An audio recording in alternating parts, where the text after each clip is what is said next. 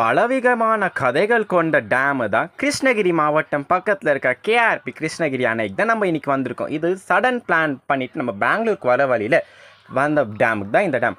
பக்கத்தில் பார்க்கெல்லாம் இருந்துச்சு. தீர்த்தவாரி கிணறுல நந்தி வாயிலேருந்து தண்ணி வருதுன்னு சொல்லி அதிசயமான ஒரு கதைகள் எல்லாம் இருக்குது. சில பேர் இது பைப்லேருந்து தண்ணி வருது, சில பேர் அதிசயமான தண்ணி வருதுன்னு பல வருடங்களாக ஒரு கதைகளும் சொல்லிட்டு இருக்காங்க.